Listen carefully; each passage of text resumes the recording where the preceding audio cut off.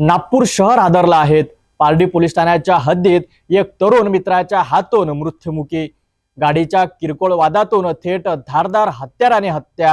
हे केवळ भांडण नव्हतं तर राग, सूड आणि थरकाप उडवणारी हिंसा याचा विस्फोट होता। नागपूरच्या रस्त्यावर पुन्हा एकदा रक्ताचा खेळ झाला। पाहूया सविस्तर वृत्त। 22 तारखेला नागपूरमधल्या पारडी पोलीस स्टेशन हद्दीत एक धक्कादायक आणि संतापजनक घटना घडली आहे। सतीश नावाचा अवघा 21 वर्षाचा तरुण आपल्या ओळखीच्याच मित्राच्या हत्येचा बळी ठरलाय।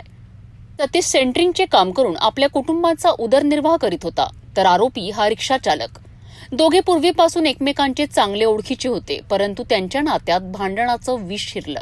घटनेच्या काही दिवस आधी सतीशने आरोपीच्या बहिणीच्या नवऱ्याची गाडी वापरली होती आणि ती वेळेवर परत केली नाही। त्यामुळे संतप्त झालेल्या आरोपीच्या घरी जाऊन सतीशने शिवीगाळ केली होती। ही घटना आरोपीच्या मनात घर करून राहिली। 22 तारखेला भांडेवाडी रेल्वे ट्रॅक परिसरात त्यांची अचानक भेट झाली।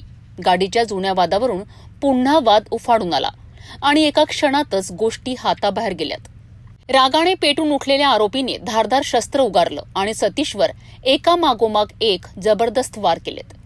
सतीशचा घटनास्थळीच मृत्यू झाला। नागपूरच्या एका रस्त्यावर रक्ताच्या थारोळ्यात पडलेलं त्याचं शरीर पाहून परिसर हादरला। पारडी पोलीस स्टेशनसह गुन्हे शाखेची टीम अवघ्या काही मिनिटात घटनास्थळी दाखल झाली। केवळ 2 तासांच्या आत आरोपीचा शोध घेऊन पोलिसांनी त्याला ताब्यात घेतलाय।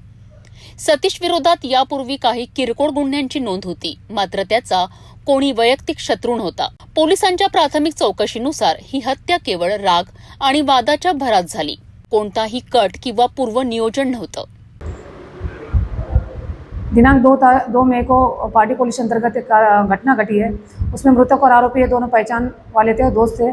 और आरोपी का नाम कुणाल शेंडे है, मृतक का नाम सतीश मेश्राम है, वह 31 वर्ष उसकी। दोनों एक दूसरे को अच्छे से पहचानते थे, हमेशा मिलना जुलना होता था उनका। 3 दिन पहले उन्होंने मृतक ने आरोपी के बहन के हस्बैंड की गाड़ी लेके गया था और वो गाड़ी वापस नहीं कर रहा था। इसी विषय में उनका झगड़ा हुआ था। तो उसके बाद मृतक ने भी आरोपी घर जाके उसका गाली गलौज किया था। इसी बात का मन में गुस्सा उसके अंदर था और जब कल वो रेलवे ट्रैक भांडेवाड़ी पे मृतक मिला तो उनका उसी बात को लेके झगड़ा हुआ और उसने गुस्से में आके उस पर शस्त्र से वार किया और उसको मार डाला। मृतक का काम वो रोजंदारी पे करता था, सेंटरिंग का काम, और आरोपी रिक्शा चालक है। जैसे ही घटना घड़ी सभी घटनास्थल पे पुलिस स्टाफ वरिष्ठ हमारे पहुँचे और उनके मार्गदर्शन में कम से कम, और साथ में हमारा यूनिट भी साथ में थी, हमारी क्राइम की यूनिट भी साथ में थी। तो उन्होंने भी दोनों पुलिस और यूनिट ने मिलके उसको तुरंत आधे घंटे में ताबे में लिया और वेरीफाई करके तुरंत उसको 2 घंटे में आरोपी को ये लिया, अरेस्ट किया। मृतक का रिकॉर्ड नहीं है, उसके सिर्फ एक 420 का गुना था, ऐसा बॉडी ऑफेंडर नहीं है। और आरोपी जो है उस पर भी कोई भी गुने दाखिल नहीं है। ये जो घटना घड़ी है वो गाड़ी का जो विषय हुआ था उसको मन में रख के वो घटना घड़ी है, तात्पुरता कारण है, पिछला कोई भी कारण नहीं उसमें। एका किरकोळ गाडीच्या वादातून जीव गेला, मैत्रीचं रूपांतर हिंसेत झालं। नागपूर शहरात पुन्हा एकदा रस्त्यावर रक्त सांडलं।